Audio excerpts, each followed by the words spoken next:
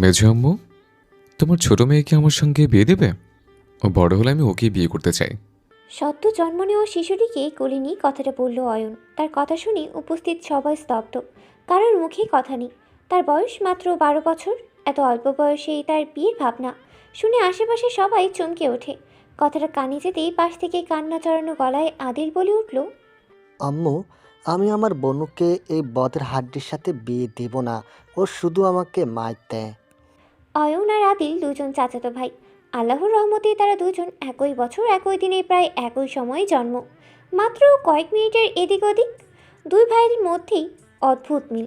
তারা যতই ঝগড়া করুক একে অপরকে ছাড়া এক মুহূর্তও থাকতে পারে না। আদিলের কথা শুনে অয়ন ভ্রু কুঁচকে তাকালো। ঠিক তখনই শিশুটিকে নিজের মায়ের কোলে দিয়ে আদিলের পিঠে ঠাস ঠাস করে কিল বসালো। আর তাতেই যেন শুরু হয়ে গেল দুই ভাইয়ের বিশ্বযুদ্ধ। কি বললি তুই? বাবুই পাখিকে আমার সঙ্গে বিয়ে দিবি না? তুই জানিস আমি কে? আদিল আরও জোরে কেঁদে উঠল। আম্মু, অয়ন আমার বনুকে ভাবি পাখি বলছে কেন? বনু তো আমার, ওর না। ওর না এই কথাটা কানে যেতেই অয়ন আবার ঝগড়ায় জড়িয়ে পড়ল। পরিস্থিতি সামাল দিতে এবার শান্তা শেখ গর্জে উঠলেন। থামো দুজন, কি শুরু করেছো? হ্যাঁ, অয়ন মুখ বাঁকিয়ে বলল, তুমি আমার আম্মু হয়ে আমাকে বকছ? আজ থেকে তুমি আমার আম্মু নাও, তুমি আমার খালা। অয়নের এই কথা শুনে উপস্থিত সবাই হেসে উঠল। তারপর শান্তা শেখ একটু ঝুঁকে ফিসফিস করে বললেন, শোনো বাবা, তুমি যদি আদিলের বোনকে বিয়ে করতে চাও তাহলে তার সঙ্গে ঝগড়া করা যাবে না। মনে রেখো, যাকে বিয়ে করতে চাও তার ভাইয়ের সঙ্গে ঝগড়া করলে সে বিয়ে আর হয় না। কথাটা শান্তা শেখ মজার ছলে বললেও অয়ন সিরিয়াস নিয়ে নেয়। সে তৎক্ষণাৎ আদিলকে বুকে জড়িয়ে হাসতে হাসতেই বলে ওঠে, এমন কথা বলতে নেই আম্মু। যাও, তাড়াতাড়ি ছেলে বউকে ঘরে তোলার জন্য তৈরি হও। শালাবাবু, আর কেঁদো না। আমি তোমার সাথে আর ঝগড়া করব না। আমার 10টা না 5টা না একটা মাত্র শালাবাবু বলে কথা। শাশুড়ি আম্মা, তুমি তাড়াতাড়ি সুস্থ হয়ে বাসায় চলো। বউ ছাড়া ভাল লাগছে না। হঠাৎ কারোর গম্ভীর কণ্ঠ ভেসে আসে।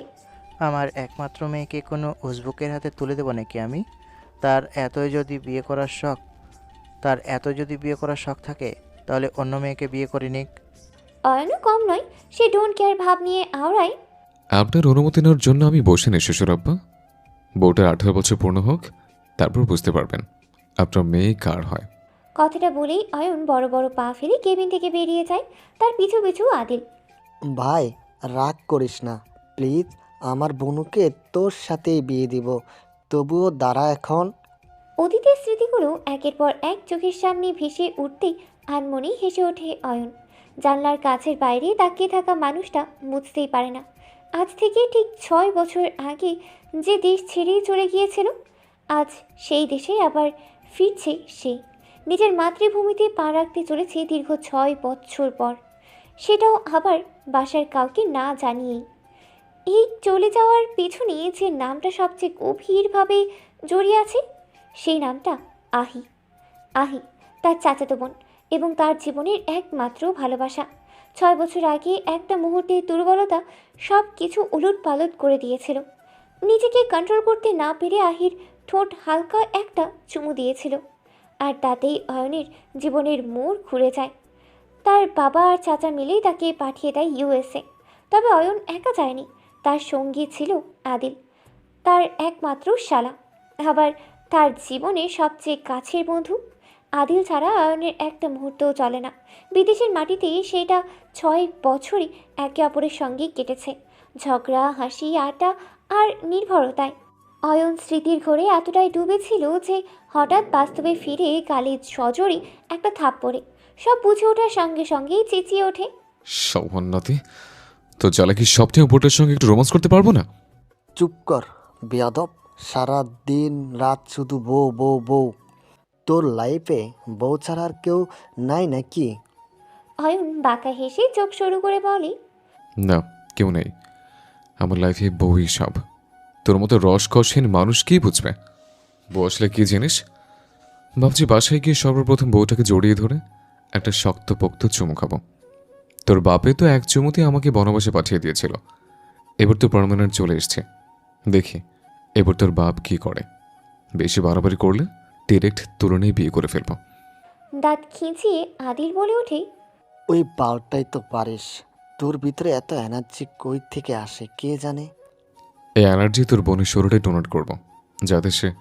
অয়ন কথা শেষ করতে না করতেই আদিল বলল, রাকিব, তোর কাছে কষ্টিপ থাকলে দে, এই বালটার মুখ আটকে দে। শর্ট সেকেন্ড আব্বা, তোর কম দামি কস্টিপে আমার মুখ বন্ধ হবে না। এই মুখ শুধু তোর বোনটাই বন্ধ করতে পারবে, নিজের ভালোবাসা দিয়ে। অয়ন চোখ টিপে কথাগুলো বলল। তা দেখে রাকিব হাসতে হাসতে লুটোপুটি খাচ্ছে, কিন্তু আদিল গম্ভীর হয়ে বসে আছে। ঠিক তখনই শেখ মঞ্জিরের সামনে এসে থামে গাড়িটা। রাকিব ব্রেক কষার আগেই অয়ন দরজায় হাতল চেপে ধরে।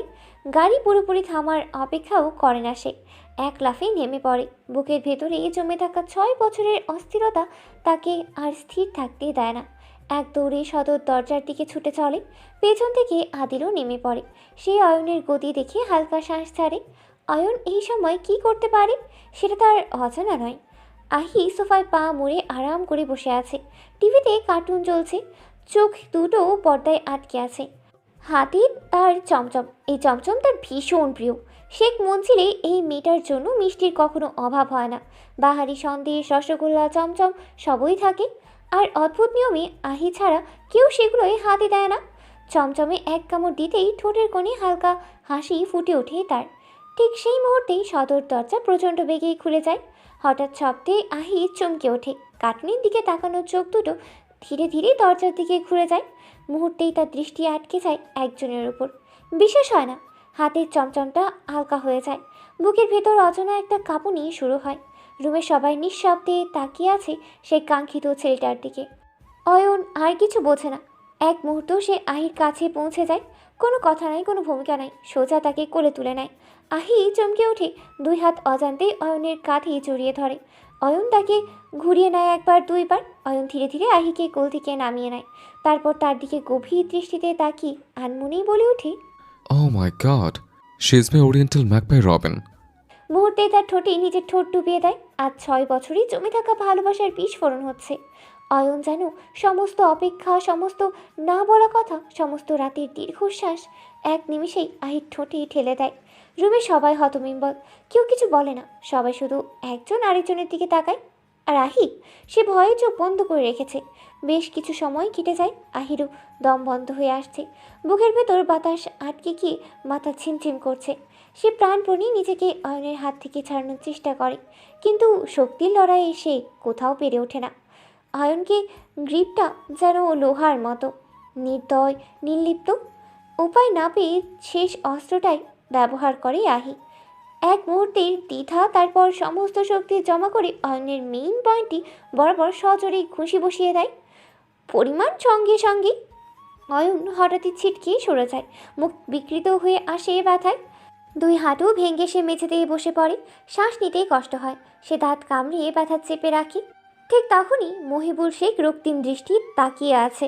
সেই দৃষ্টিতে আছে ক্রোধ আর বিপদের আগাম বার্তা দেয়। সেই চোখের দিকে তাকিয়ে অয়ন দাঁত খিঁচিয়ে বলে ওঠে, বালের শ্বশুর আব্বা কেমন এই পথে করেছেন, যে নিজের হাতে নিজের গুরুত্বপূর্ণ সম্বল চাঙ্গি দিতে চায়। আল্লাহ গো, কি ব্যথা! এই চিকটামের শরীরে এত শক্তি কেমনে কি? আহি দৌড়ে নিজের বাবাকে জড়িয়ে ধরে।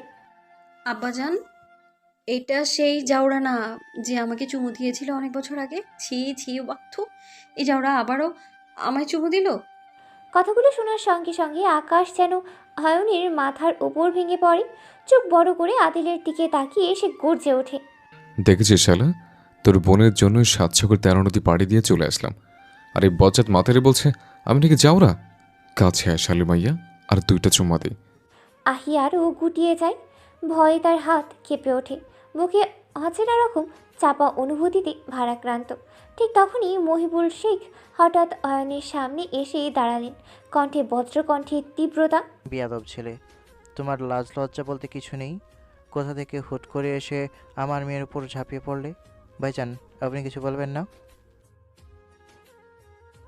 জাহিদ শেখ একবার চশমার ফাঁক দিয়ে তাকালেন। তারপর নির্বিকার ভঙ্গিতে সোফায় ফিরে বসলেন। তিনি জানেন, যাই বলুক তার অবাধ্য ছেলে কারোর কথাই শুনবে না, তাই চুপ থাকা বুদ্ধিমানের কাজ। আদিলের কাঁধে ভর দিয়ে অয়ন কষ্টকর হলেও উঠে দাঁড়ালো। ঠোঁট বাঁকিয়ে ব্যঙ্গ মিশ্রিত হাসি ফুটিয়ে সে বলল, মাননীয় শ্বশুর আব্বা, যেখানে আমার বংশের ধাতে লজ্জা নামক কোনো বস্তু নেই, সেখানে আমার আবার লজ্জা আসবে কোত্থেকে শুনি? আর আমি আপনার মেয়ের ওপর আমি ঝাঁপিয়ে পড়িনি। আপনার মেয়ে তো বলেছিল, আসো যান, আসো, আমার কিউট ঠোঁটে একটা চুমু দিয়ে যাও। আমি জাস্ট আপনার মেয়ের কথা রেখেছি। আর আপনার ভাইজান কি বলবে শুনি? আমি তো কোনোদিন নিজের বাপের কথা অনুসরণ করিনি। তাহলে আপনার ভাইয়ের কথায় কি সুখে শুনবো বলেন? কথা শেষ করে সে ধীরে ধীরে আহির দিকে এগোলো। আহির ভয়ঙ্কর মুখ, কাঁপতে থাকা দেহ সবই তার নজরে। অয়ন তার ভয়ে ভরা চোখের দিকে তাকিয়ে বলল, আমি আপনার মেয়ে থেকে শুরু করে আপনার পুরো গোষ্ঠীর লোকের কথাও শুনতে রাজি, যদি আপনি আপনার এই চমচমকে আমার হাতে তুলে দেন। মনে রাখবেন, জামাই কিন্তু খাসা মাল। এখনো পর্যন্ত কোনো বেডির চোখের দিকে তাকায়নি। সে এতটাই দয়াল যে অয়ন বাকি কথা শেষ হওয়ার আগেই আদিল তার মুখ চেপে ধরে এবং ফিসফিস করে, ভাই, তোর মুখটা একটু অপ্রাক বলে যাচ্ছিস কেন? আমরা এখন শেখ মঞ্জিলে উপস্থিত। So what? তোর কি মনে হয় আমি তোর বাপকে দেখে ভয় পাই? No no. সামনে তাকিয়ে মহিবুল শেখকে দেখা মাত্রই অয়ন তোতলাতে তোতলাতে আওড়ায়, আম্মা, তোমার ছেলে এতগুলো বছর পর দেশে এসেছে, তার জন্য এক গ্লাস বিষ তো দাও। ও নো, শরবত দাও। সে উল্টো হয়ে হাঁটতে থাকে আর বিড়বিড় করে, আদিল, আমি কিন্তু এমনি এমনি চলে যাচ্ছি। আবার কেউ যেন এটা না ভাবে তাকে দেখে আমি ভয় পেয়ে চলে যাচ্ছি। আর এই লেডি, রুমে দেখা করিস, তোর জন্য চমচম এনেছে। এই যে, আমাকে কি আপনার ছাগল মনে হয় নাকি? চমচমের লোভ দেখালেই দৌড়ে চলে আসবো? আপনার মতো জাউরার রুমে আমি জীবনেও পা রাখবো না, রাক্ষস একটা। অয়ন আর চোখে আহিকে মেপে নেয়। আর সেই একটি মাত্র দৃষ্টি, শীতল দৃষ্টিতে আহি মুহূর্তে গুটিয়ে যায়। বুকের ভেতরটা কেঁপে ওঠে। অয়ন দাঁতে দাঁত পিষে কটমট করে আওড়ায়, এই মাতারি, আমি কি তোকে খেয়ে ফেলেছে যে রাক্ষস বলছিস? বেশি বাড়াবাড়ি করলে এখনই কিন্তু সত্যি সত্যি খেয়ে ফেলবো। আহি আটকে ওঠে, পিছনে সরে যায়, কাপা গলায় চিৎকার করে ওঠে, আব্বাজান, এই জাউরাটাকে কিছু বলেন না। মহিবুল শেখ এক কদম এগিয়ে আসে, গম্ভীর স্বরে বললেন। প্রবলেমটা কি তোমার? হ্যাঁ, অয়ন নির্বিকার ভঙ্গিতে কাজ ঝাঁকিয়ে বলে, দেখেন শ্বশুরাব্বা, আমার মধ্যে কোনো প্রবলেম নেই। তবুও যদি ডাউট থাকে তাহলে আপনার মেয়েকে। আয়ন, মহিবুল শেখ চিৎকার দিয়ে বললেন। অয়ন সঙ্গে সঙ্গে হাত তুলে হেসে ফেলে, আরে আরে, আমি তো কফি নিয়ে যাওয়ার কথাই বলছিলাম।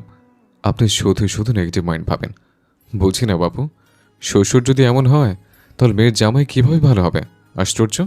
মহিবুল শেখ গর্জে উঠলেন। বিয়াদব ছেলে, এত বছর বিদেশ থেকে কি শিখে এসেছো? অয়ন ঠোঁটের কোণে বাঁকা হাসি টেনে নির্বিকার গলায় উত্তর দিল, এই যে আপনার মেয়েকে কিভাবে ভালোবাসতে হয়, কত তাড়াতাড়ি তাকে আমার বেড পার্টনার বানানো যায়, আর কত তাড়াতাড়ি আপনাকে নানা ভাই বানানো যায়, সেসব প্রসেসিং। কথাটা বলেই অয়ন আর এক মুহূর্তও দাঁড়ায় না, এক দৌড়ে সিঁড়ি পেয়ে উপরে উঠে পড়ে। মহিবুল শেখ বিস্মিত চোখে তার যাওয়ার দিকে একবার তাকায়, আরেকবার নিজের ছেলের দিকে তাকায়। তার তাকানো দেখে আদিল মেকি হাসি আওড়ায়, আব্বা, আপনি আমার দিকে তাকিয়ে কি দেখেন? আপনাদের মাঝে আমি নেই। এই কথাটুকু বলেই সেও সামনে এগিয়ে যায়। মহিবুল শেখ কিছু বলার আগে সে পিছু পিছু সরে পড়ে। অয়ন সোজা নিজের রুমে ঢুকে পড়ে, দরজা বন্ধ করেই এসে বিছানায় ওপর ধপাস করে শুয়ে পড়ে।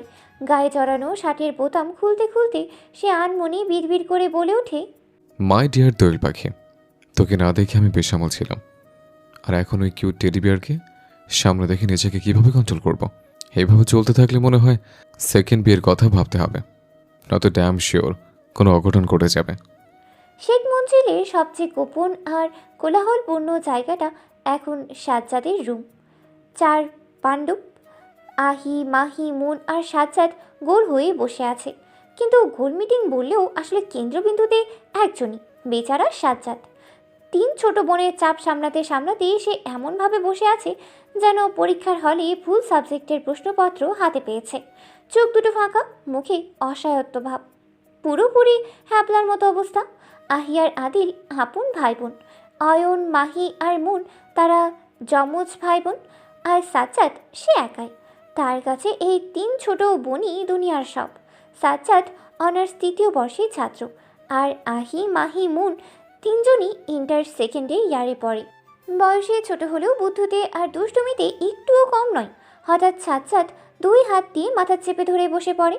ঠিক তখনই আহি সেটা চোখ এড়ায় না, সঙ্গে সঙ্গে উঠে এসে সাজ্জাদের পিঠে একটা কিল বসিয়ে দেয়। এবং কর্কশ কণ্ঠে আওড়ায়, এ ভাইয়া, তুমি এমন ঝিমাচ্ছ কেন? মনে রেখো, আমাদের কাজ যদি ঠিকঠাক মতো না হয় তাহলে তোমার প্রেমের কথা ছোট চাচুকে বলে দেব। কথাটা শোনা মাত্রই সাজ্জাদের মুখের রং বদলে যায়। সে প্রায় লাফিয়ে উঠে 2 হাত জোর করে মিনতি করে। এই না না বোন আমার, এমন করিস না প্লিজ। আব্বা যদি জানতে পারে আমাকে মেরে তক্তা বানিয়ে ফেলবেন। তার অসহায় চেহারা দেখে মাহি আর মুন মুখ চেপে হাসে। আর আহি, সে ভ্রু কুচকে বিজয়ী হাসি হেসে বলে। এই না হলে আমার ভাই। সাজ্জাদ মুখ গোমরা করে তাকিয়ে বলল। বল কি করতে হবে? আহি তাতে দাঁত চেপে এর আগে ফুঁসতে ফুঁসতেই বলে উঠল। ওই অয়নের বাচ্চা আমার চুমু খেয়েছে কেন, তাই আমি ওর ঠোঁট কেচি দিয়ে কেটে ফেলবো। কথাটা শেষ হওয়ার আগেই ঘরে থাকা সবাই একসাথে চিৎকার দিয়ে উঠল। মুহূর্তেই পরিবেশটা থমকে গেল। সাজ্জাদ হাঁ করে আহির দিকে তাকিয়ে অবিশ্বাসের সুরে বলল। হোয়াট? অয়ন ভাইয়া তোকে চুমু দিয়েছেন? বাট কখন? একই সাথে মাহি তড়িঘড়ি করে প্রশ্ন ছুড়ে দিল। অয়ন চুমু দিয়েছে মানে? ভাইয়া দেশে আসলো কখন? এই মন, তুই কিছু জানিস? মন বিরক্ত হয়ে কাঁধ ঝাঁকিয়ে বলল। আমি কিভাবে জানবো? আমিও তো তোর সঙ্গে শপিং মলে ছিলাম, এইমাত্র তো বাসায় এলাম। এই আহি, সত্যি করে বল, ভাইয়া কি এসেছে? এই কথাটা শুনেই মাহির চোখ দুটো ঝলমল করে উঠল। খুশিতে সে প্রায় আত্মহারা। মাহি দৌড় দিতে উদ্যত হতেই আহি খপ করে তার হাত ধরে ফেলল। চোখ রাঙিয়ে তাকিয়ে তাতে দাঁত চেপে বলল। খাচ্চর ছিমড়ি থাম, আগে আমাকে হেল্প করবি, তারপর আমার ভাইয়ের কাছে যাবি, নয়তো এমন মাইর দিমু তক্তা বানায় ফেলবো। মাহি কাঁদো কাঁদো মুখ করে মিনতি করলো। আমার মিষ্টি বনু, প্লিজ তোর ভাইকে একটা নজর দেখতে দে। গড প্রমিস, এক পলক দেখেই চলে আসবো। আহির তীক্ষ্ণ দৃষ্টিতে মাহি সঙ্গে সঙ্গে চুপ মেরে গেল। আর কোনো কথা না বলেই মন খারাপ করে আহির প্ল্যান শুনতে লাগলো। শুরুতে সাজ্জাদ একদমই রাজি হয়নি, কিন্তু বোনদের একটানা চাপের কাছে শেষমেশ হার মানতে হলো। অবশেষে সবাই পা টিপে টিপে অয়নের রুমের দিকে রওনা হলো। সাজ্জাদ সবার পিছনে। সে শুধু সঙ্গ দিয়েছে, সাহস তার এক ফোঁটাও নেই। সবার আগে এগিয়ে যাচ্ছে আহি, হাতে ছুরি।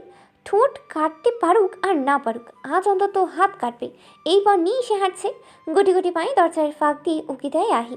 দেখে অয়ন বিছানায় শুয়ে আছে, কপালে হাত ঠেকানো। দৃশ্যটা দেখে আহির ঠোঁটের কোণে সন্তুষ্টির হাসি ফুটে ওঠে। সে ফিসফিস করে বলে। সাজ্জাদ ভাইয়া, তুমি অয়নের হাত চেপে ধরবা, মন আর মাহি পা দুটো চেপে ধরবি, আমি ঠিক তখন ওনার ঠোঁট কেটে দেব। মাহি নাক কুচকি ফিসফিস করে বলে। দোস্ত, এটা আয়ন না, অয়ন হবে। আহি চোখ পাকিয়ে তাকায়। চুপ করবে নি, আমি যা বলবো সেটাই ঠিক। সাজ্জাদ ভয়ে ভয়ে ফিসফিস করে বলে। বনু আমার, এত বড় রিস্ক নেওয়ার কোনো দরকার নেই। চল চলে যাই। অয়ন ভাইয়া ঠোঁট কেটে ফেললে সে তার বউকে চুমু দেবে কিভাবে বল? বউর সাথে রোমান্স করবে কিভাবে? আহি বিরক্ত হয়ে ফোঁস করে ওঠে। ভাইয়া চুপ করো, আমি যা বলেছি তাই হবে। পুরো ঠোঁট কাটতে না পারলেও এক টুকরো কেটে নিয়ে চলে আসবো। যেই ভাবা সেই কাজ। সবার আগে আহি রুমে ঢুকে পড়ে, তারপর এক এক করে বাকিরাও ঢোকে। অয়নের পেছনে দাঁড়িয়ে আচমকা আহি চিৎকার করে ওঠে। পাণ্ডবের দল অ্যাটাক! চেনা কণ্ঠস্বর পেয়ে অয়ন হঠাৎ ঘুরে তাকায়। চোখে পড়তেই যেই 4-5টা পরিচিত মুখ, ঠিক সেই মুহূর্তেই সবাই ভৌদৌড়। মুহূর্তেই মধ্যেই রুম ফাঁকা। আহি দৌড় দিতে যাবে, ঠিক তখনই অয়ন ছাপিয়ে উঠে তার হাত শক্ত করে আঁকড়ে ধরে। আহি মুহূর্তেই বরফ হয়ে যায়। হাত ছোটাতেই মরিয়া হয়ে মোচড়ামুচড়ি করে, কিন্তু কোনোভাবেই ছাড়া পায় না। সে কাঁদতে কাঁদতে বলে। ওই মির্জাফরের বংশধর, এটা কথা ছিল না? আমাকে তো সাথে নিয়ে যাবি। আয়রনের বাচ্চা, আমাকে ছাইড়া দেন, আমি কিছু করতে আসিনি। এমনকি আমি এই ছুরি দিয়ে আপনার ঠোঁটো কাটতে আসিনি, সত্যি। আহির কথা শুনে অয়ন যেন আকাশ থেকে পড়ল। এই বিচ্ছু মেয়ে নাকি তার ঠোঁট কাটতে এসেছে। ভাবতে গা শিউরে উঠল তার। মুখ খিচিয়ে বিরক্ত হয়েই বলে উঠল। লাইক সিরিয়াসলি ডিয়ার, তুই আমার ঠোঁট কাটতে এসছিস? আহি চোখ বড় বড় করে আটকে কেঁপে উঠল। সে বিড়বিড় করে। ও আল্লাহ গো, এই মুখটা সব সময় সত্যি কথা কেন বলে দেয়? এই আপনি আমার হাত ছাড়ুন আব্বাজান, আপনার মাইয়ারে এই জাউরা মাইরা ফেললো। আহির চিৎকারে অয়ন একেবারে গর্জে ওঠে। Just shut up dear. এই সন্ধ্যাবেলা তুই আমার রুমে ঢুকে আমাকে মার্ডার করতে এসছিস, আর আমি তোর হাত ধরেছি বলে চিৎকার করছিস। চল তোর আব্বার কাছে গিয়ে বলি তুই শুধু আমাকে মারতে না, আমাকে ইজ্জত হরণ করতে এসছিস। আহি আতকে হাঁ করে তাকিয়ে রইল। ও আল্লাহ গো, এই বজ্জাত এত মিথ্যা কথা কেমনে কয়? এই, আমি আপনার ইজ্জত হরণ করতে এসেছি? মাথা খারাপ নাকি? অয়ন ঠোঁটের কোণে রহস্যময় হাসি টেনে ঠান্ডা গলায় বলে, সেটা তুই আর আমি জানি, আর তো কেউ জানো না। এখন তোকে আমি যে পানিশমেন্ট দেব সেটা যদি মানতে পারিস তবেই তোকে ছেড়ে দেব, নয়তো নয়তো কি? হ্যাঁ, আমি কোনো দোষ করিনি। আপনি তখন আমায় চুমু দিলেন কেন? তাই এখন আমি আপনার ঠোঁট কাটতে এসেছি। সে কাঁপা কাঁপা কণ্ঠে বলল। অয়ন মুহূর্তেই এক টানে আহিকে নিজের বুকের সঙ্গে মিশিয়ে নিল। কণ্ঠটা ধীর আর ভারী করে বলল, ও রিয়েলি? শুধু চুমু দেওয়ার জন্য তুই যদি আমার কিউট কিউট ঠোঁট কাটতে আসতে পারিস তাহলে তার জন্য আমি কোনো পানিশমেন্টও দিতে পারবো না। হুম, তা তো হচ্ছে না ডিয়ার। অয়নের ভারী নিঃশ্বাস আহির মুখে এসে লাগছে। আহি ঘন ঘন শ্বাস নিতে থাকে। ভেতরটা হঠাৎ করেই এলোমেলো হয়ে যায়। বুকের ভেতর এক অজানা অস্বস্তি জমে ওঠে। নিজেকে ছাড়াতে সে মরিয়া হয়ে ওঠে, কিন্তু অয়ন বিন্দুমাত্র ছাড় দেয় না, বরং সে আরও কাছে টেনে নেয় আহিকে। তাদের মধ্যকার দূরত্ব আরও কমে আসে। অয়ন যখন আহির ঘাড়ে তার নরম ঠোঁট ছোঁয়ায়, সাথে সাথেই আহি শিউরে ওঠে। শরীরটা কেঁপে যায় অনিচ্ছাকৃতভাবে। চোখের কোণ বেয়ে অশ্রু গড়িয়ে পড়ে। সে বুঝে যায় পরিস্থিতিটা ভয়ঙ্কর দিকে এগোচ্ছে। ঠিক তখনই অয়নের মাথায় যেন বজ্রপাত হয়। সে হঠাৎই বুঝে যায় সে কী করতে যাচ্ছিল। সঙ্গে সঙ্গে এক ধাক্কায় সরে যায়। এই সুযোগে আহি নিজেকে ছাড়িয়ে নেয়। এক মুহূর্তও দাঁড়ায় না, দৌড়ে পালিয়ে যায়। রুমের মাঝখানেই দাঁড়িয়ে অয়ন অসহায়ের মতো তাকিয়ে থাকে। নিজের চুল হাতে বুলিয়ে বিড়বিড় করে বলে ওঠে, শিট শিট, শিট শিট, এটা আমি কি করতে চাচ্ছিলাম? দোয়েল পাখি কি মনে করলো আমাকে? Don't kiss like that, please control your self, control. Ayan Ahir পিছু নেয়। এত তাড়াতাড়ি এসেও অয়ন আহিকে খুঁজে পায় না। কোথায় গেল বুঝিয়ে উঠতে পারছে না। সে আহির রুমে উকে দেয়, সেখানেও কেউ নেই।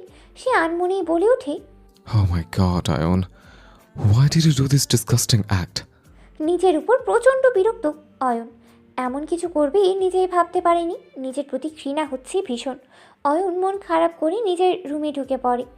অন্যদিকে আদিল তাড়াহুড়ো করে নিজের রুম থেকে বেরিয়ে আসছিল। ঠিক তখনই মাহির সঙ্গে ধাক্কা খায়।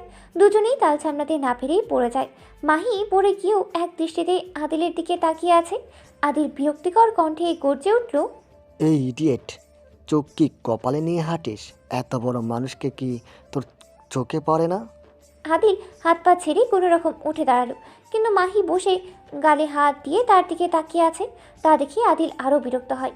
সে কয়েকবার ডাক দেয়, কিন্তু কোনো উত্তর পায় না। তাই চিৎকার দিয়ে ওঠে, মাহির বাচ্চা! তীব্র শব্দে মাহি নিজের সজ্ঞানে ফেরে। কি কিছু বলবেন আদিল ভাইয়া? ইডিয়েট, তোকে কখন থেকে ডাকছি, শুনতে পাচ্ছিস না? ওভাবে তাকিয়ে আছিস কেন?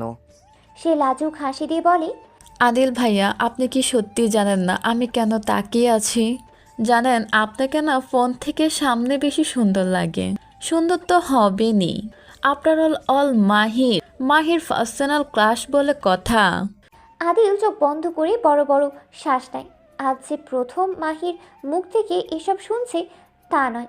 মাহি রোজ 5 থেকে 10 বার তাকে ফোন দিয়ে বিরক্ত করে, তাকে অ্যাভয়েড করে, কিন্তু মেয়েটা বুঝতেই চায় না। তার নাম্বার ব্লক লিস্টে রেখেছিল।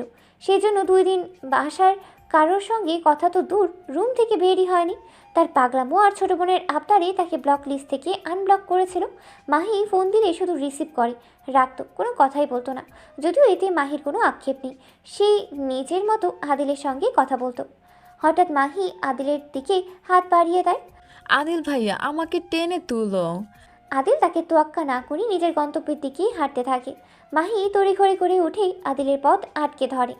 আদিল ভাইয়া, আপনি সবসময় আমার সাথে এমন করেন কেন?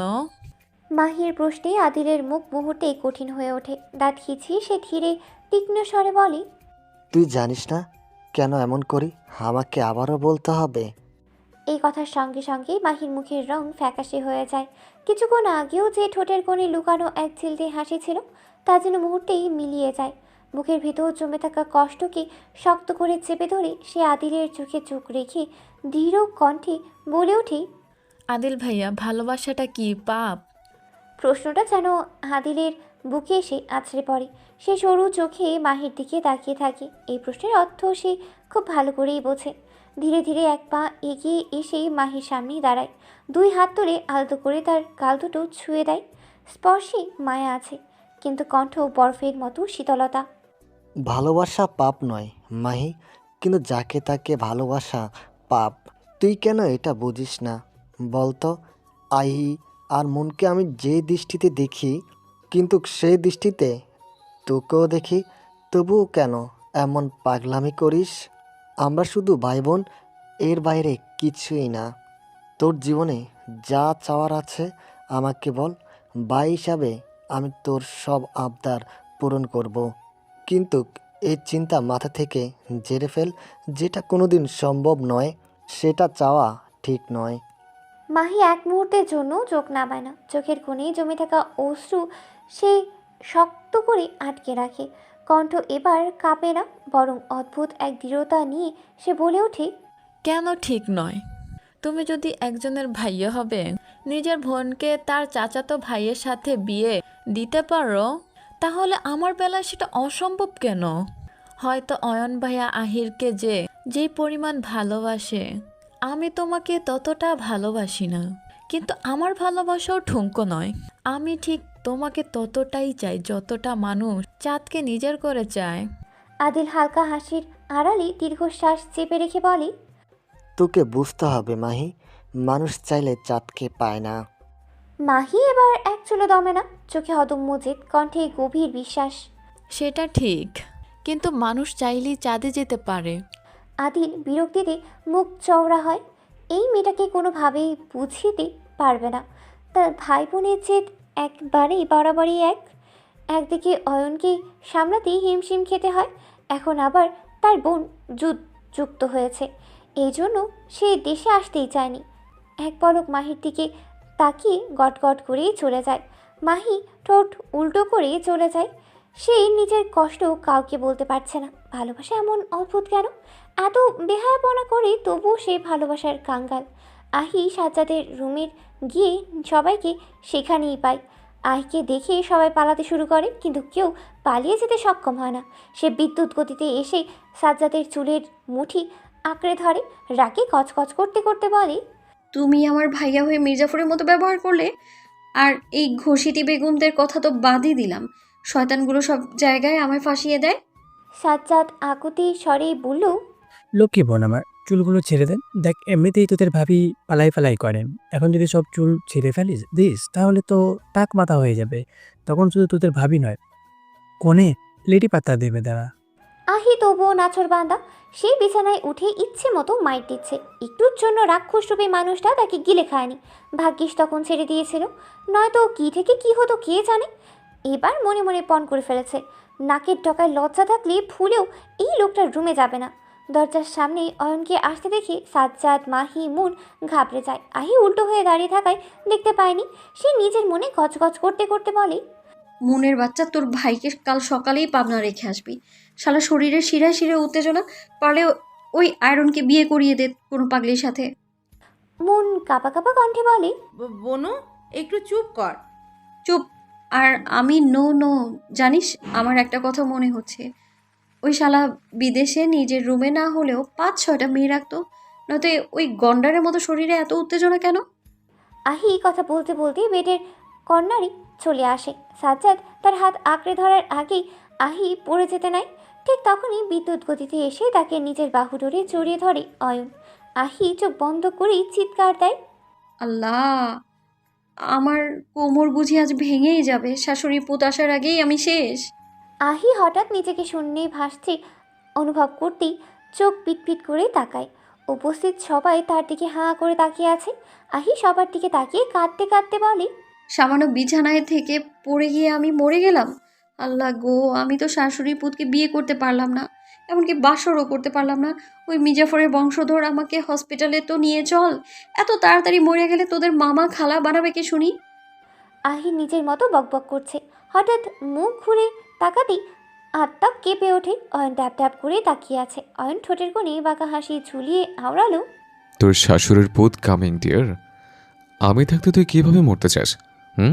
আমার তো সুইট সুইট কষ্ট তো এখনো তোর উপর অ্যাপ্লাই করিনি। এই বলে অয়ন আহির ওষ্ঠ জোড়ায় পরপর কয়েকবার চুমুন কাটে। আহি আহাম্মুকের মতো তাকিয়ে আছে, কি বলবে ভেবেই পায় না। সে কোলে থেকেই হাউ মাউ করে কাঁদতে থাকে। এই মাহির বাচ্চা, তোর বজ্জাত ভাই এটা কি করলো? ওই শাশুড়ি পুত, তুমি কই? তোমার বউকে এই আয়রনের বাচ্চা নির্যাতন করছে। অয়ন আহির চিৎকারের শব্দে ততক্ষণে কোল থেকে নামিয়ে বিছানায় বসিয়ে দেয়। আহি বিছানায় বসে গলা ফাটিয়ে চিৎকার করছে আর এক এক করে সব বালিশ অয়নের দিকে ছুঁড়ে দিচ্ছে। অয়ন চোখ পাকিয়ে তাকিয়ে আছে। এই মেয়েটা এমন করে কেন সেটাই বুঝতে পারে না। এত বাচ্চা মোহ সে কীভাবে সহ্য করবে? হঠাৎ অয়ন আহিকে ধমকে স্বরে বলল, সাওয়ান নাতি, কাঁদিস কেন? তোরে কামড় দিছে নাকি খামচি দিছে? বিছানা থেকে পড়ে যাচ্ছিলে, তাই জাস্ট করে নিয়ে একটা পাপ্পি দিছে, চুমুদার দিইনি। কথাটা শোনা মাত্রই সবাই খিলখিল করে হেসে দেয়। আহি বেকু বনে তাকিয়ে থাকে। পাপ্পি আর চুম্মুর মধ্যে যে ডিফারেন্স আছে এটা জানা ছিল না। সে কোমরে হাত গুজে কর্কশ কণ্ঠে কথাগুলোর প্রতিধ্বনিত করে তোলে, আপনি কি আমায় পাগল পেয়েছেন? পাপ্পি আর চুমু তো একই জিনিস। অয়ন ব্যঙ্গ করা হাসি ছুড়ে দিয়ে আবার বলে, তোকে পাওয়ার কি আছে? তুই তো আমারই। আমি অন্য পাওয়ার কথা বলছি। অয়ন নাক সিটকিয়ে বলে ওঠে, ছি ছি, তুই আমাকে বিছানা পাওয়ার কথা বলছিস? আমি ভাবছিলাম আর কেউ ভালো হোক বা না হোক, আমার দোয়েল পাখি অন্তত ভালো হবে, কিন্তু এই মাথারি কবুল বলার আগেই বিছানা যেতে চায়। ও খোদা, এই পচা মেয়েটাকে আমার নজরে ফেললে কেন? কথাগুলো শুনে আহি ফ্যাল করে কাঁদতে শুরু করে। কান্না চড়ানো কণ্ঠে বলে, আমি এক্ষুনি বড় বাবার কাছে বিচার দেব। আপনি এইটুকু সময় আমার সাথে কি কি করেছেন তার হিসেব দেবেন আপনি। আর আমাকে এমন নোংরা কথা বলছেন আপনি। আর এক মুহূর্ত না দাঁড়িয়ে সে গটগট করে বেরিয়ে যায়। আহির চলে যাওয়ার দিকে তাকিয়ে অয়ন দাঁত কেলিয়ে হেসে ওঠে। যা গিয়ে বল, তোর শ্বশুর আমার বালও ছেড়তে পারবে না। আহি চলে যেতেই অয়ন ঘুরে দাঁড়িয়ে ভাই বোনদের দিকে চোখ রাঙিয়ে তাকায়। সেই দৃষ্টির তাপে সাজ্জাদ কাঁপা কাঁপা কণ্ঠে বলে ওঠে, ভাইয়া আমি কিছু করিনি, গড প্রমিস। তোমার বই আমাকে টেনে হিচড়ে নিয়ে গেছেন, বিশ্বাস না হলে ওদের জিজ্ঞেস করো। কথাটা বলেই সাজ্জাদ গুটি গুটি পায়ে রুম ছেড়ে বেরিয়ে যায়। আপাতত সে চায় অয়নের চোখের আড়ালেই থাকতে। অয়ন এবার নিজের বোনদের দিকে তাকায়। মাহির মন খারাপ মুখটা দেখে সে দুই বোনকে একসাথে বুকে জড়িয়ে নেয়। মাহির কানের কাছে ফিসফিস করে বলে, আদনান সে গয়নের বোন হয়ে মন খারাপ করে বসে আছিস? মনে রাখিস, চাইলেই কাউকে পাওয়া যায় না। নিজের ভালোবাসা নিজেকে ছিনিয়ে নিতে হয়। যে আমার, তাকে যেভাবেই হোক আমার করতেই হবে। একটু কষ্ট হোক, তবু সেই পাওয়াটা হাতছাড়া করা যাবে না। এবার কিছু বুঝতে পেরেছিস? মাহি একগাল হেসে জবাব দেয়, ভাইয়া, আমি বুঝে গিয়েছি আমাকে কি কি করতে হবে। মিস্টার আরিয়ান শেখ আদিল, মাহিরের পাগলামি দেখার জন্য রেডি হও। রাত তখন ঠিক ৩টা। চারপাশ নিস্তব্ধ। শীতের হিমেল বাতাসে বাড়িটা যেন আরও গুমোট হয়ে আছে। অয়ন আর আদিল গুটি গুটি পায়ে সদর দরজা দিয়ে বাড়ির ভেতর ঢুকছে। নিজেদের বাড়ি হয়েও তাদের চলাফেরায় চোর চোর ভাব। কারণ একটাই, এক্সট্রা চাবি নেই। বাধ্য হয়ে মাঝরাতে সাজ্জাদকে ফোন দিতে হয়েছে দরজা খুলে দেওয়ার জন্য। সাজ্জাদ দরজা খুলে এক দৌড়ে আবার নিজের রুমেই ঢুকে পড়ে। এই শীতে বাইরে দাঁড়িয়ে থাকা তার কাছে একেবারেই নিরাপদ মনে হয়নি। অথচ এই হাড় কাঁপানো শীতের রাতে তাদের দুই হ্যান্ডসাম ভাইয়া কোথায় যেন মিশনে গিয়েছিল। ভিতরে ঢুকেই অয়ন শীতে কাঁপতে কাঁপতে বিরক্ত গলায় আওড়ায়, যা শালা, নিজের বাড়িতে ঢুকতেও চোরের মতো ঢুকতে হয়। এমন আবুলা কপাল কয়জনে থাকে রে?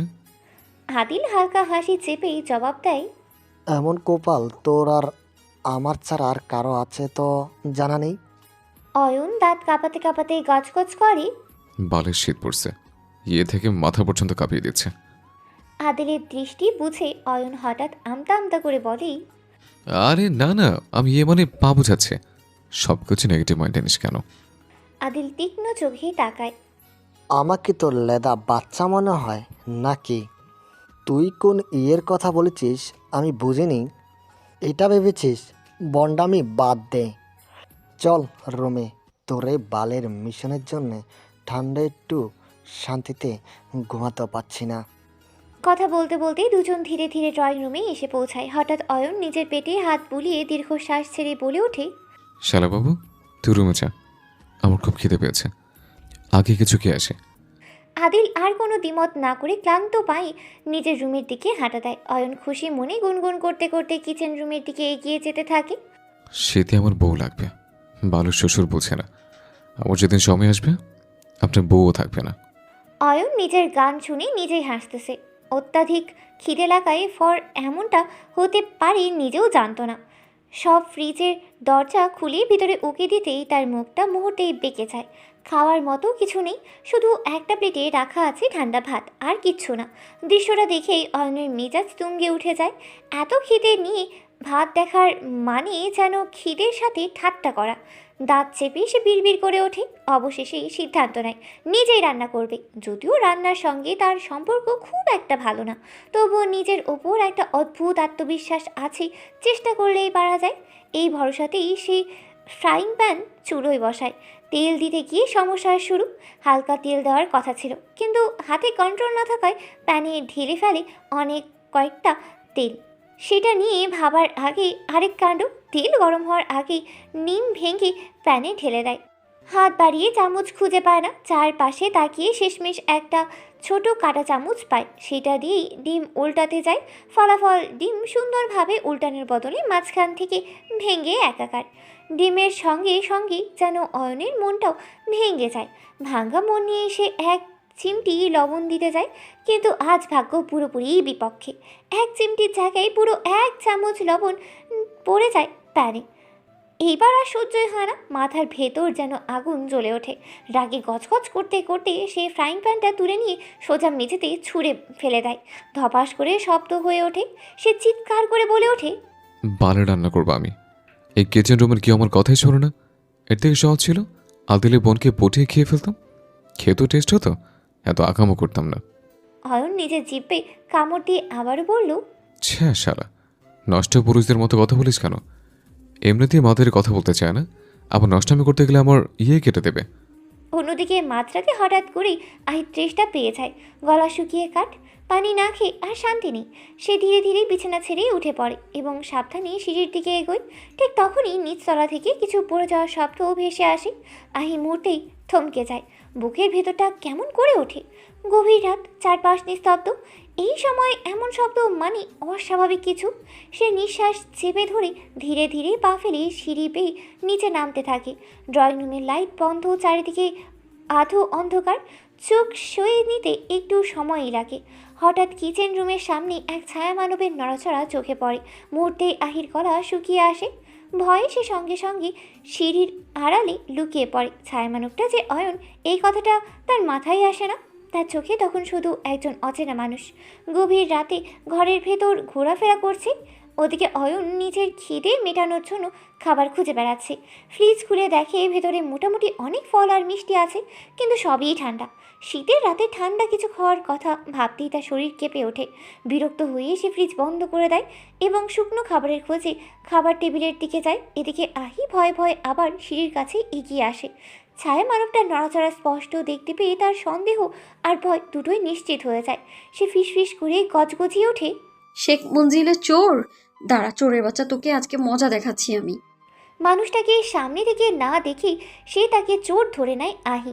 ভয়টা এবার রূপ নেয় দুঃসাহসে। মাথার ভেতর দুষ্টু এক বুদ্ধি খেলে যায়।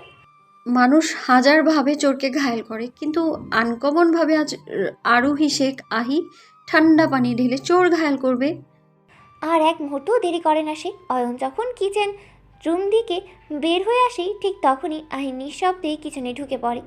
চারপাশে চোখ বুলিয়ে অবশেষে একটা বালতি খুঁজে পায়। সে ফ্রিজ থেকে বরফ ঠান্ডা পানি নেয়, তার সঙ্গে বাইরে রাখা ঠান্ডা পানি মিশিয়ে নেয়। বালতিটা দুই হাতে ধরে ধীরে ধীরে এগিয়ে যায় আহি। ওদিকে অয়ন হাতে একটা কলা নিয়ে খেতে খেতে সামনের দিকে আসে। খিদের চোটে সে এক কদম নিশ্চিত। ঠিক তখনই এক ঝাপটা বরফ শীতল পানি এসে সরাসরি অয়নের গায়ে পড়ে। অয়ন বিদ্যুতের গতিতে লাফিয়ে ওঠে। কোন সাবান নাতিরে? একই সঙ্গে আহি আতঙ্কে চিৎকার দিয়ে ওঠে, বড় চাচু, ছোট চাচু, আব্বাজান, দেখে যান, চোর এসেছে শেখ মঞ্জিলে। ভাইয়া, মাহি, মুন, চোর চোর চোর! অয়ন কিছুটা এগিয়ে যেতেই আবারও তার শরীর ঠান্ডা পানি ছুড়ে দেয়। আহি আরও জোরে চিৎকার করছে। ঠিক তখনই অয়ন বিদ্যুৎ গতিতে গিয়ে আহির মুখ থেকে চেপে ধরে। মাংকের নাতি, মুখটা বন্ধ কর, নয়তো আস্ত জাহাজ ঢুকে যাবে।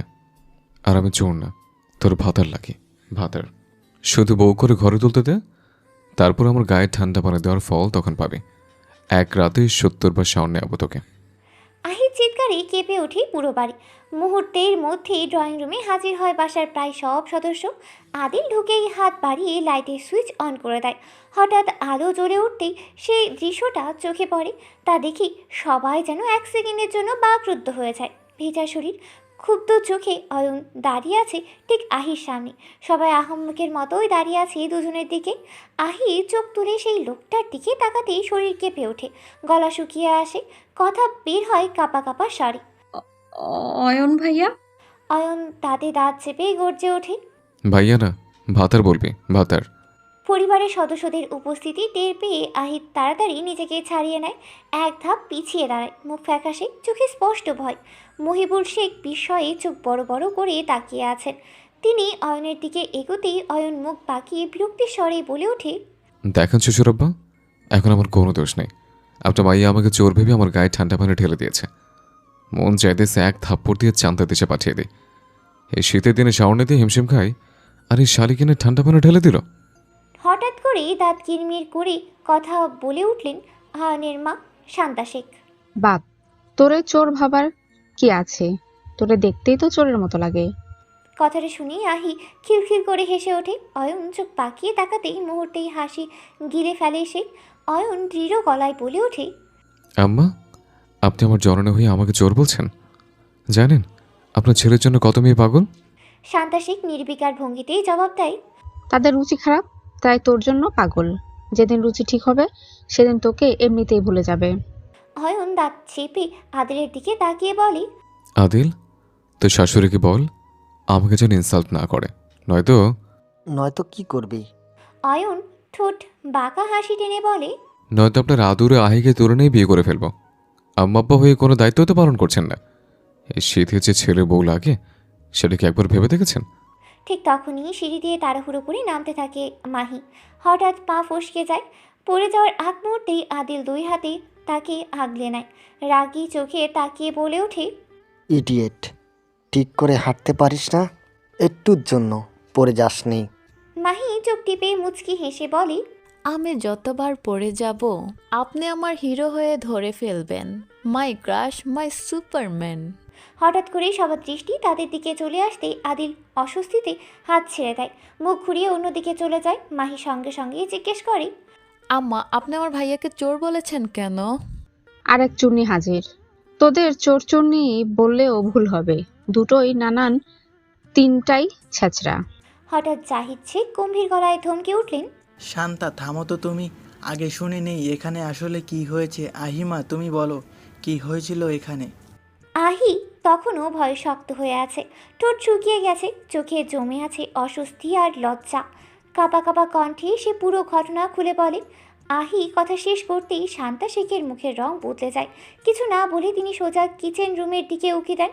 তার ঠিক তখনই দৃশ্যটা দেখে তার মাথায় যেন আগুন ধরে যায়। চারিদিকে ছিটে থাকা পানি, ভেজা মেঝে, এলোমেলো জিনিসপত্র। কিচেনের বেহাল দশা দেখে তিনি রাগে ফুঁসতে থাকেন। মুখ খুললেই যে ঝড় উঠবে সেটা বুঝতে কারোরই বাকি থাকে না। শান্তা শেখ তড়িঘড়ি করে ড্রয়িং রুমের দিকে পা বাড়াতেই অয়ন বিপদের আশঙ্কা বুঝতে পেরে যায়। এক সেকেন্ড দেরি না করে সে এক দৌড়ে নিজের রুমে ঢুকে পড়ে। তার পিছু পিছু আদিল, মাহি, এমনকি বাকিরাও ধীরে ধীরে সরে যায়। কেউ সামনেই থাকতে চায় না, কারণ সবাই জানেন এখন যদি শান্তা শেখ চিৎকার শুরু করেন তাহলে সেটা থামবে না অন্তত ঘন্টাখানিক। আর মাঝে রাতে এমন চিৎকার চেঁচামেচি সহ্য করার মতো ধৈর্য বা শক্তি কারোরই নেই। অয়ন রুমের ভেতর এদিক ওদিক অস্থিরভাবে হাঁটাহাঁটি করছে। পেটের ভেতরটা যেন মোচড় দিয়ে উঠছে। খিদের যন্ত্রণায় মাথায় কিছুই ঢুকছে না। বারবার ঘড়ির দিকে তাকাচ্ছে, আবার বিরক্তিতেই চুলে হাত বোলাচ্ছে। ঠিক তখনই হঠাৎ দরজায় কারো টোকা পড়তেই তার বিরক্তি চরমে পৌঁছে যায়। কর্কশ কণ্ঠে বিড়বিড় করতে করতে সে দরজার দিকে এগিয়ে যায়। দরজার লক খুলতে খুলতেই রাগ ঝরে পড়ে তার কথায়। সাবন্নাথি, কোন বল ফালাবার জন্য এখন আবার আমার রুমে এসছিস? কথাটা শেষ হয়নি, তার চোখের সামনে দৃশ্যটা বদলে যায়। দরজার ওপাশে দাঁড়িয়ে আছে আহি, হাতে খাবারের প্লেট। মুহূর্তের মধ্যে অয়নের সমস্ত বিরক্তি যেন হাওয়ায় মিলিয়ে যায়। বহুক্ষণ ধরে সে মানুষটাকে দেখতে মনটা অস্থির হয়েছিল। সে হঠাৎ করেই চোখের সামনে এসে দাঁড়িয়েছে। বুকের ভেতরটা অদ্ভুতভাবে কেঁপে ওঠে তার। এক সেকেন্ডের জন্য সে নিশ্চুপ হয়ে যায়। তারপর নিজেকে সামলে হালকা হাসি টেনে বলে, how is this possible? Queen নিজে আমার জন্য খাবার নিয়ে হাজির, কেমনে কি? আহি দাঁতে দাঁত চেপে বিরক্তি গলায় জবাব দেয়। আয়রনের বাচ্চা, আপনি আমাকে রুমে ঢুকতে দেবেন নাকি এখান থেকে চলে যাব? অয়ন তড়িঘড়ি করে হাত নেড়ে বলে ওঠে। এই না না, ভেতরে আয়। দাঁড়িয়ে আছিস কেন? আহি গুটি গুটি পায়ে রুমে ঢুকে পড়ে, চারপাশে একবার তাকিয়ে নেয়, তারপর নির্দিষ্ট জায়গায় খাবারের প্লেটটা রেখে দেয়। মুখটা অনিচ্ছার ছাপ স্পষ্ট। শুনেন, ভাইয়া বললো তাই খাবারটা দিয়ে গেলাম, না হলে একটা জাউরার রুমে আসার কোনো ইচ্ছেই আমার ছিল না। খাবারটা খেয়ে ঘুমিয়ে পড়ুন, যাচ্ছি আমি। সে ঘুরে দাঁড়াতে যাবে, ঠিক তখনই অয়ন আচমকা তার হাতটা আঁকড়ে ধরে। স্পর্শটা হালকা হলেও কণ্ঠের স্বরটা নরম করে ফিসফিসিয়ে বলে। খাবারটা যেহেতু এনে দিয়েছিস, একটু খাইয়ে দে না প্লিজ কুইন, মানা করিস না। এই শীতে এমনিতেই প্রাণ যা যা অবস্থা, তার উপর তোর ঠান্ডা মানে চক্করে আবার শাওয়ার নিতে হয়েছে। আহি চোখ বড় করে তাকিয়ে সঙ্গে সঙ্গেই জবাব দেয়। পারবো না। কিন্তু অয়ন থামে না, সে ধীরে ধীরে কয়েক কদম এগিয়ে আসে। তার দৃষ্টি তার উপস্থিতিতে মুহূর্তেই আহি অস্থির হয়ে পড়ে। তাড়াহুড়ো করে বলে ওঠে। দিচ্ছি দিচ্ছি, এমন করে কাছে আসবেন না আয়রন। অয়ন হঠাৎ থেমে যায়, নিঃশব্দে বিছানার দিকে চলে গিয়ে বসে পড়ে। চোখে তখনও বিশাল এক শান্তির মিশ্রণ। আহি তার হাতে খাবারের প্লেট নিয়ে নরম ধাপ দিয়ে এগিয়ে আসে। অয়নের দৃষ্টি এখনও শুধুই আহির দিকে স্থির। আহি ছোট্ট একটি লোকমা তুলে ধরে, অয়নের মুখে পুরে দেয়। কয়েক লোকমা ভাত অয়নের মুখে দিতেই আহির আঙ্গুল কামড় বসিয়ে দেয় সে। ব্যথায় আহি কুকড়ে ওঠে, মুখের ভঙ্গি মুহূর্তের মধ্যেই বদলে যায়। উফ! তার ব্যথা অয়নের বুকে যেন অদ্ভুতভাবে শান্ত করে। অয়ন কিছুটা ঝুঁকিয়ে ফিসফিসিয়ে বলে। কুইন, তোর মুখ থেকে স্পেশালভাবে এমন শব্দ শোনার সৌভাগ্য আমার কবে হবে? আহি তৎক্ষণাৎ তেড়ে আসে, চোখে আগুনের ঝলক। নষ্টমী করার জায়গা তো পান না। একটু ভালো করে কথা বলছি আর অমনি আসল রূপে ফিরে এসছেন আয়রনের বাচ্চা। দিলাম না খাইয়ে, কি করবেন আপনি? রাগে আহি কচকচ করে উঠে দাঁড়ায়, আর অয়ন থমথমে গলায় তাড়া দেয়। পাখি, সরি সরি সরি, আমার মস্ত বড় ভুল হয়ে গেছে, প্লিজ ক্ষমা কর। সত্যি বলছি, এমন কথা আর কোনোদিন বলবো না। দে না খাইয়ে, খুব খিদে পেয়েছে। এ দেখ, শরীর থেকে 5 কেজি ওজনও কমে গেছে। আহি তাতে দাঁত পিষে কটমট করেই বিড়বিড় করে। 5 কেজি কেন, 20 কেজি কমলেও ওই শরীর গন্ডারের মতোই লাগবে। অয়ন ভ্রু উঁচিয়ে জিজ্ঞেস করে। কিছু বললি? না, কিছু বলিনি। এবার খেয়ে আমায় উদ্ধার করেন।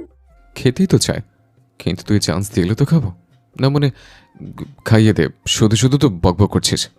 আহি অয়নকে খাইয়ে দেওয়া শেষ করে উঠে দাঁড়ায়।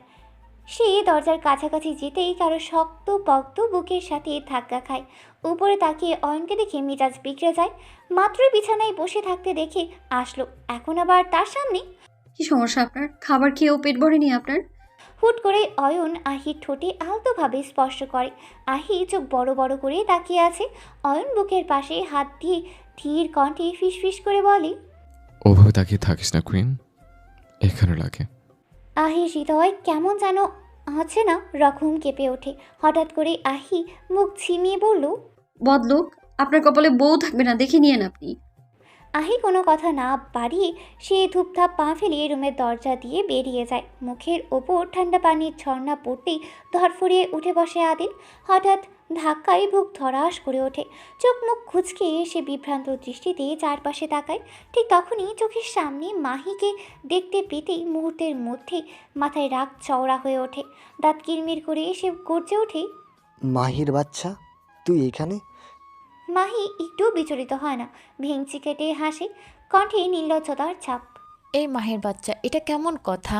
তার থেকে নিজের বাচ্চার মা বললেও তো ভালো হতো। আদিলের চোখ রাগে লাল হয়ে ওঠে। সে বিছানায় বসে ঝাঁঝালো কণ্ঠে বলে। তুই আমার রুমে কি করছিস সকাল সকাল? মাহি নির্বিকার ভঙ্গিতে বিছানার পাশে দাঁড়িয়ে পড়ে এবং গলায় দুষ্টু সুরে বলল। হঠাৎ ঘুম ভেঙে গেল, তাই ভাবলাম আমার বাচ্চা কাচ্চার বাবার সাথে ওদের ভবিষ্যৎ নিয়ে একটু আলাপ করি। কিন্তু আপনি তো এসব বুঝেন না, বুঝলে শুধু আমার উপর চিৎকার চেঁচামেচি করতেন না। কথাগুলো শুনে আদিল মাথা চেপে ধরে। বিরক্তি আর রাগে মুখ খিচিয়ে ওঠে তার, দাঁত কামড়ে বলে। তুই তাড়াতাড়ি এ রুম থেকে বের হ, নইলে একদম খুন করে ফেলবো। কিন্তু আদিলের হুমকিতে একটুও ভয় পায় না মাহি। উল্টো সে ধীরে ধীরে এগিয়ে এসে আদিলের গা ঘেঁষে বসে পড়ে। চোখে দুষ্টুমি, ঠোঁটে হাসি টেনে হিস করে বলে। আমি কিন্তু রাজি, হ্যান্ডসাম। আদিল হঠাৎ লাফিয়ে উঠে বিছানা থেকে সরে যায়, মাথায় চুল খামচে রীতিমতো চিৎকার করে ওঠে। ও শিট, তুই বের হবি নাকি? সত্যি সত্যি এবার খুন করে ফেলবো। আদিলের চিৎকারের শব্দে মুহূর্তের জন্য মাহি থমকে যায়, তবে সেটা ভয় পেয়ে নয়, বরং আদিলের মুখের দিকে তাকিয়ে হেসে ওঠে সে। সেই হাসিতে ভয় কম, দুষ্টুমি বেশি। মাহি ধীরে ধীরে উঠে দাঁড়ায়, তারপর এক পা এগিয়ে এসে আদিলের সামনে দাঁড়িয়ে হাত বুকের উপর ভাঁজ করে বলে, খুন করবেন এই সকাল সকাল? আরে বাবা, খুন করলে তো আপনার বাচ্চা কাচ্চা এতিম হয়ে যাবে। আদিলের মাথার ভেতর যেন আগুন জ্বলে ওঠে। সে বিরক্তিতে অতিষ্ঠ হয়ে ওদিক এদিক তাকায়। তুই একটা মহাবিপদ। সকাল সকাল আমার মাথা নষ্ট করার লাইসেন্স নিয়ে আসছিস নাকি? মাহি আয়নার পাশে গিয়ে দাঁড়ায়, নিজের চুল ঠিক করতে করতে অনায়াস ভঙ্গিতে বলে, লাইসেন্স লাগে না, আপনার মাথা এমনিতেই নষ্ট, একটু নাড়াচাড়া করলেই হলো। Just start up. আদিল হঠাৎ গর্জে ওঠে। আমার রুমে এসে এসব নাটক করবি না। বল, কি চাই তোর? মাহি আয়না থেকে চোখ সরিয়ে ধীরে আদিলের দিকে তাকায়। এবার তার চোখে আর আগের দুষ্টুমি নেই, বরং এক রাশ ভালোবাসা আর মুগ্ধতা। সে ঠোঁটের কোণে এক অদ্ভুত ব্যথা ভেজা হাসি ঝুলিয়ে ফিসফিস করে বলল, আপনি কি চাই? ঠিক ততটাই চাই যতটা ক্যান্সার রোগী বেঁচে থাকার আশা মৃত্যুর সাথে লড়াই করে। আপনি আমার হয়ে যান না, সত্যি বলছি।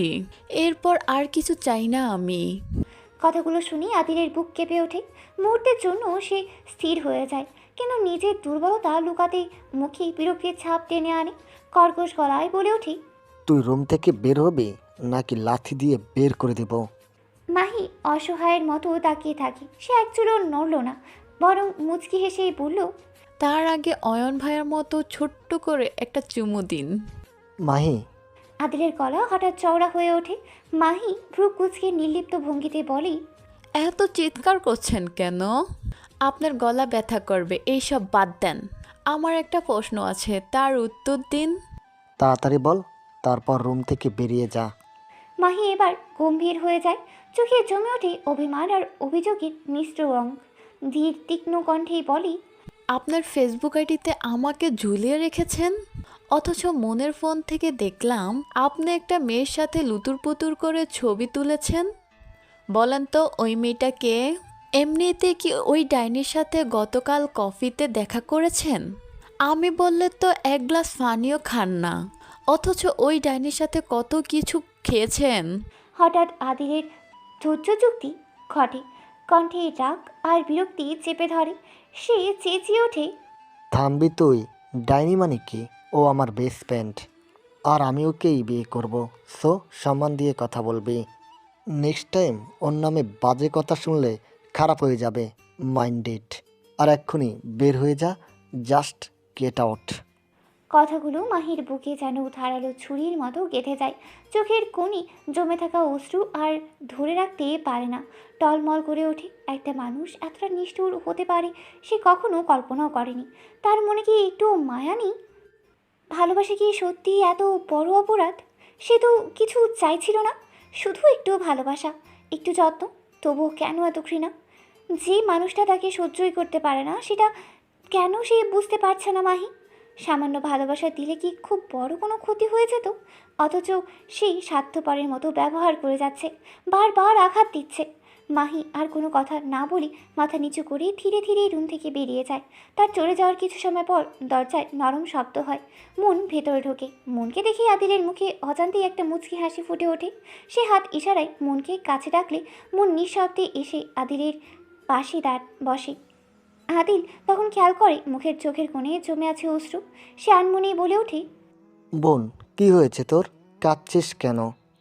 মন অভিমানী গলায় উত্তর দেয়, ভাইয়া, তুমি আমার সঙ্গে কত সুন্দরভাবে বিহেভ করো, অথচ মাহির সঙ্গে এমন করো কেন?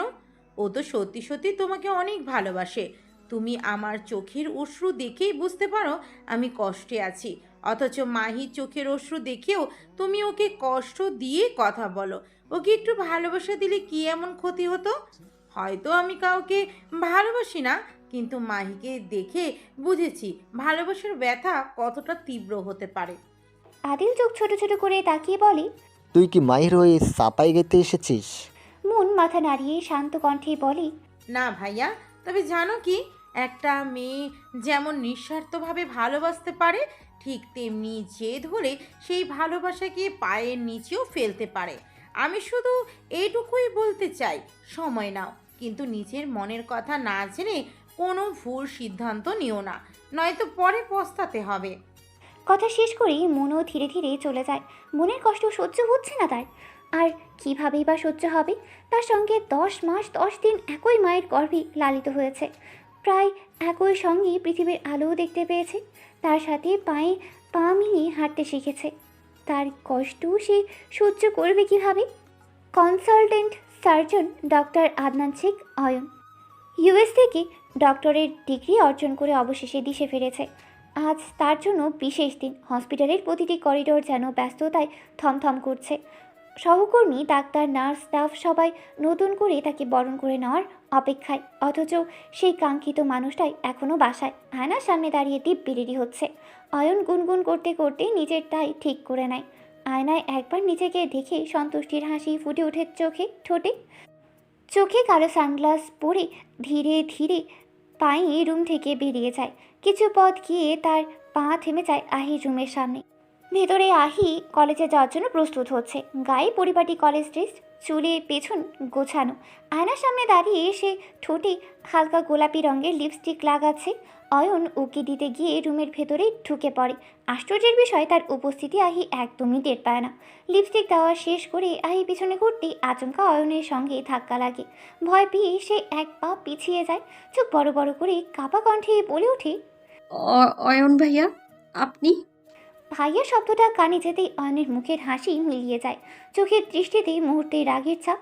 সে ধীরে ধীরে আহির খুব কাছে এগিয়ে এসে নিচু স্বরে ফিসফিস করে বলে, কি বললি? আহি আরও নার্ভাস হয়ে পড়ে। গলা শুকিয়ে আসে, তবুও সাহস করে আবার বলে, অয়ন ভাইয়া। অয়ন ভ্রু কুচকে তাকায়। সো হোয়াট ভাইয়া? আমি তোর কোন জন্মের ভাইয়া লাগে? আহি হতভম্ব, কি বলবে বুঝে উঠতে পারে না। তাহলে কি বলবো? অয়ন কিছুক্ষণ চুপ করে থাকে, যেন ভেতরে ভেতরে কিছু হিসাব করছে।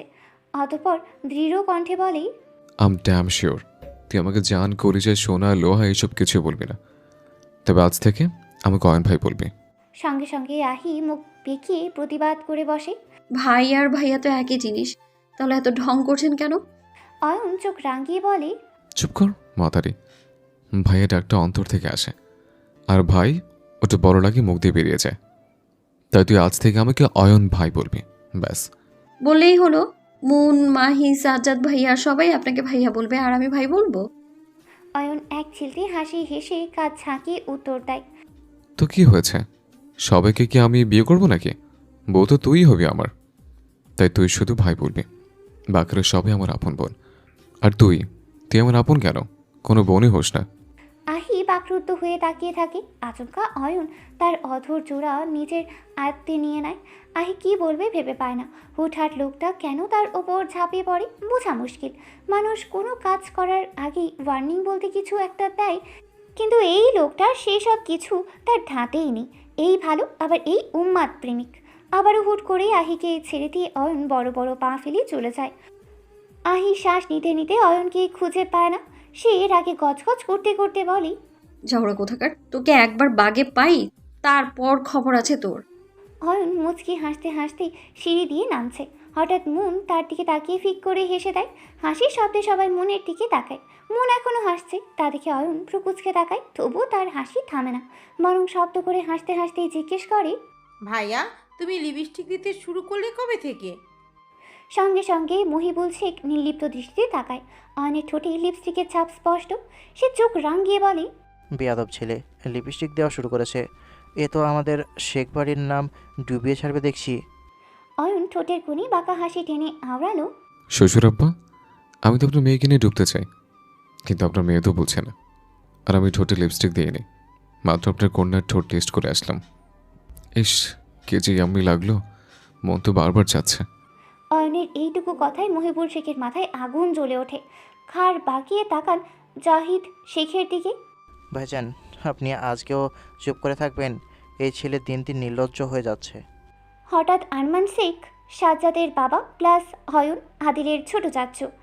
অয়নের দিকে এগিয়ে গেলেন, তারপর তার কাঁধে হাত রেখে নরম কণ্ঠে বললেন, মেজো ভাইজান, আমাদের অয়ন কিন্তু মেয়ের জামাই হিসেবে খারাপ নয়। আমাদের আম্মাজানের সঙ্গে বেশ মানাবে। তাছাড়া মেয়েও বাসায় থাকবে। তুই চুপ কর। তোর আশকারায় এমন বাদর হয়েছে।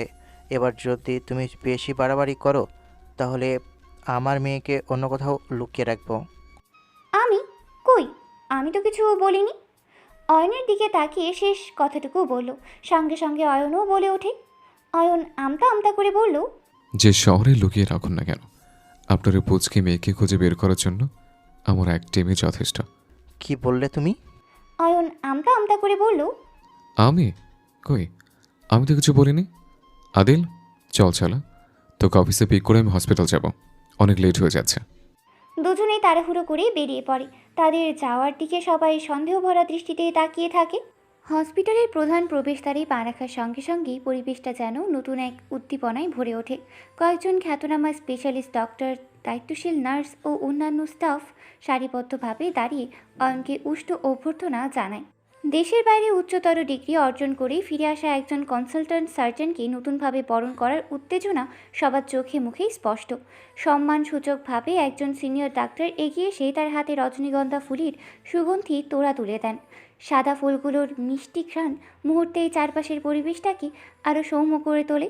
অয়ন ঠোঁটে আত্মবিশ্বাসী হাসি ঝুলিয়ে সবার সঙ্গে কুশল বিনিময় করে। কারোর সঙ্গে কমরদন, কারোর সঙ্গে দু একটি সৌজন্যমূলক কথা বলে। দীর্ঘদিন পর নিজের দেশের কর্মক্ষেত্রে ফিরে এসে এই সম্মান আর ভালোবাসা তাকে ভেতরে ভেতরে গভীর এক তৃপ্তি দেয়। পরিচিতি পর্ব শেষ হতেই ডক্টর জাফর তালুকদার নিজ দায়িত্বেই অয়নকে তার পার্সোনাল কনসালট্যান্ট রুমে নিয়ে যান। করিডোর ধরে হাঁটতে হাঁটতেই তিনি রুম সংক্রান্ত কিছু প্রয়োজনীয় তথ্য জানিয়েছিলেন। অয়ন মনোযোগ দিয়ে সব শুনছিল, চোখ বুলাচ্ছিল হাসপাতালের পরিচ্ছন্ন পরিবেশের দিকে। কনসালট্যান্ট রুমেই প্রবেশ করেই অয়ন থমকে দাঁড়ায়। অয়ন ধীরে ধীরে পুরো কনসালট্যান্ট রুমটা পরখ করে দেখে, ডেস্কে হাত বুলিয়ে নেয়, জানলার পাশে দাঁড়িয়ে বাইরে একবার তাকায়। রুমটার প্রতিটা কোণায় যেন দায়িত্ব আর সম্মানের ছাপ লেগে আছে। তবে সবচেয়ে বেশি তার নজর কাড়ে কনসালট্যান্ট রুমের সঙ্গে সংযুক্ত একটি অ্যাডজাস্ট করা বিশ্রাম কক্ষ। ভেতরে একটি পরিপাটি বেড রাখা এবং প্রয়োজনীয় জিনিসপত্র। মুহূর্তে অয়নের ঠোঁটের কোণে এক অদ্ভুত রহস্যময় হাসি খেলা যায়। এই হাসির কারণ কেউ বুঝতে পারল না। ডক্টর জাফর তালুকদার কেবিন থেকে বেরিয়ে যেতেই তুলি হুড়মুড় করে রুমের ভেতর ঢুকে পড়ে, যারা এতক্ষণ নিজেকে আর ধরে রাখতে পারেনি। দৌড়ে এসে সে অয়নকে জড়িয়ে ধরতে গেলেই মুহূর্তের মধ্যেই অয়ন তাকে ধাক্কা দিয়ে দৌড়ে সরিয়ে দেয়। আয় মাতারে, দৌড়ে থাক। বউর জায়গাতে দৌড়ে আসিস কেন? এই জায়গাটা আমার দোয়েল পাখির জন্য বরাদ্দ। তুলি হতভম্ব হয়ে তাকিয়ে থাকে। হোয়াট? কথাটা শেষ হওয়ার আগে আচমকা অয়ন তুলির গালে একটা থাপ্পড় বসিয়ে দেয়। শব্দটা যেন রুমের ভেতর প্রতিধ্বনিত হয়ে ওঠে। তুলি অবিশ্বাসের দৃষ্টিতে তাকিয়ে থাকে অয়নের দিকে। চোখের কোণে বিন্দু বিন্দু অশ্রু জমে ওঠে। কাপা কণ্ঠে সে বলে, তুই আমাকে থাপ্পড় দিতে পারলি অয়ন? অয়নের চোখে তখন কোনো নরম ভাব নেই। কঠিন স্বরে বলে ওঠে, নিজের পাখির এত ভালোবাসে, তাকে কষ্ট দে। আর তুই কোন দেশের বাল শুনি?